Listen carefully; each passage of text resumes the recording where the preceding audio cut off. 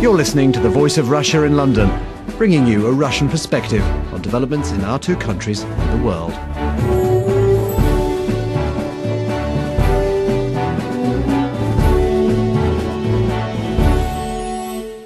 This is The Voice of Russia in London. I'm Alice Lagnado. Russia's Culture Ministry has expressed concern at a new operatic production of A Midsummer Night's Dream in Moscow, which features paedophilia and drug-taking. Meanwhile, a very modern production of Boris Godunov in St Petersburg has attracted a mixed reception.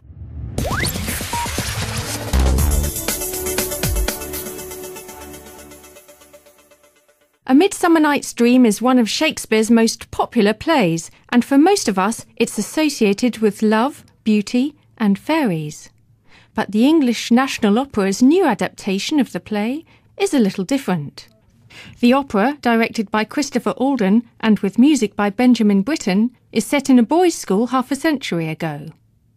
Oberon, the king of the fairies, is a headmaster who abuses the boys in his care, while the boys themselves smoke cannabis. The opera received excellent reviews in London.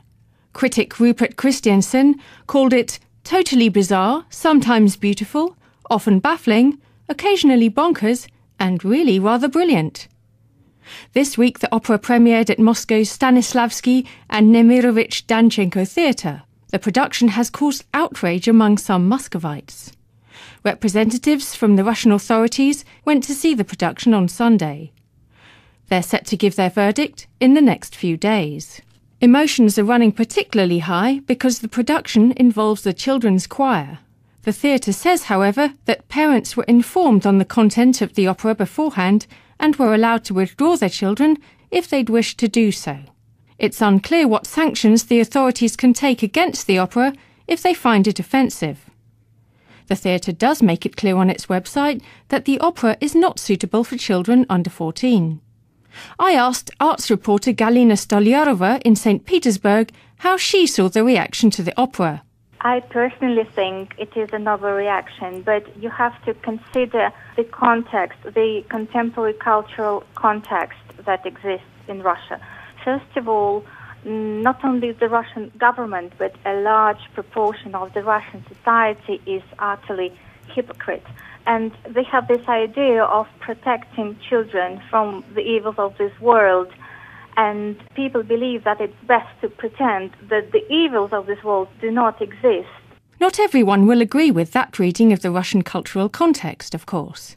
Some opera lovers in Russia and in the UK are simply tired of modern productions that, in their view, want more than anything to shock their audiences. However, it's true to say that Russian opera fans are more conservative than in the UK and prefer more traditional productions. That was certainly the case for many Russians who saw a new production of Boris Godunov at the Mariinsky Theatre in St Petersburg. The opera is based on a Pushkin poem about the 16th century Tsar, and the production was masterminded by Graham Vick, a renowned English opera director. Vick's production is set in modern times and has many parallels with today's Russia, including clear references to the recent opposition protests. Some critics strongly disliked the production. They saw it as parodying today's Russia rather than illuminating modern realities. Others viewed the production in purely political terms, with some even seeing it as a vote of support for the Russian opposition movement.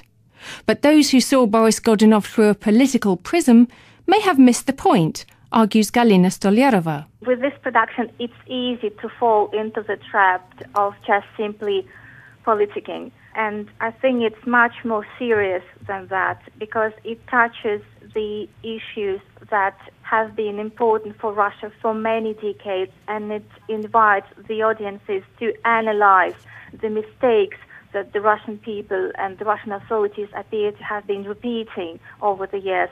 So it's not a satire at all. It's an invitation to reflect on the past. Galina Stolyarova in St Petersburg there.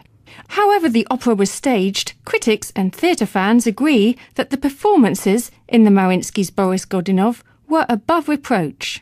Bass baritone Yevgeny Nikitin was praised for his portrayal of the Tsar as a complex and sometimes tortured leader.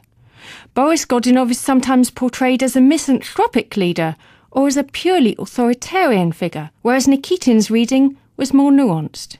And as well as the performer's acting abilities, let's not forget the actual musical sound. In the dress rehearsal that I saw in St Petersburg a few days ago, Nikitin sounded as charismatic and powerful as ever, his voice like dark molasses, deep and rich. And the other performances, notably that of the Mariinsky Orchestra, were musically sublime. Perhaps some critics would have enjoyed the opera more if they'd stopped looking so hard for political parallels and listened to the singing. You're listening to The Voice of Russia in London. I'm Alice Lagnado. Stay tuned.